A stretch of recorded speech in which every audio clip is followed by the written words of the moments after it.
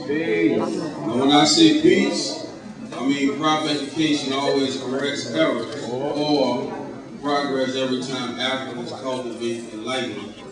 Say peace. So y'all know we got a little violence problem in the world. I did a lot of work with the youth, but I noticed that most of the violence is sparked by brothers trying to prove whose hood is the hardest. Well, this poem right here is my vision of two boys having a conversation about that, whose hood is the hardest. Check it out. The black struggle is not over, so to me it's still crunch time. Was a thought that ran through my mind as I passed the school during lunchtime. And it was that old fab, y'all, that instead of jumping rope, the little girls was backing it up. And instead of playing ball, the bosses on the hood of the carpet of the truants was hacking them up.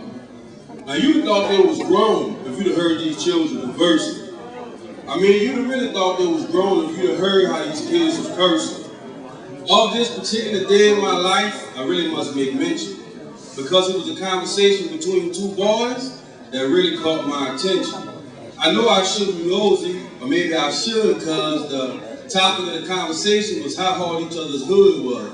Now, the first one had to be from the project, or at least that's what I assumed, because he said, deliver my coat, you either pick out a gat or pick out a tune. Then he talked about how he hit the block and helped his uncle sell rocks, and how they beat up people who wear G-Nikes, because him and his clique only wear Reeboks. Then he talked about how they be hitting hustles and pulling capers. He said, man, my hood's so notorious, they don't even deliver the morning papers. Said it's rough like that, we living in the checks. And the only reason the mailman come through is he gotta deliver them checks.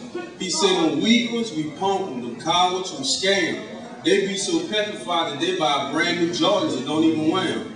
He said I was 13 years old when I drunk my first 40, and 14 years old when I stayed all night at my first party, and 15 years old when I sold my first dime, and 16 years old when I snorted my first line. We bout it like that in my hood, and we ain't gonna never stop that.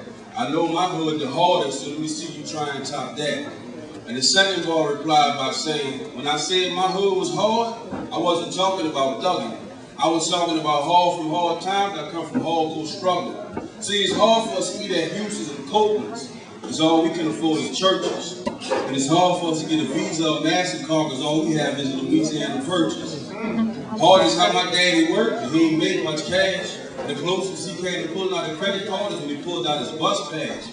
And it's hard for us to live at peace because people gossip and keep mess. And it's hard to go to the next grade because it made it hard to pass the leap test. Uh-oh, there go the bell ring. So, bro, I gotta go. We could talk after school if you want to discuss this some more. But I'm gonna leave you with this because I don't think I said enough. See, I'm talking about life being hard while you talking about the hood being rough. Now, to talking with my pops, I know this for a fact.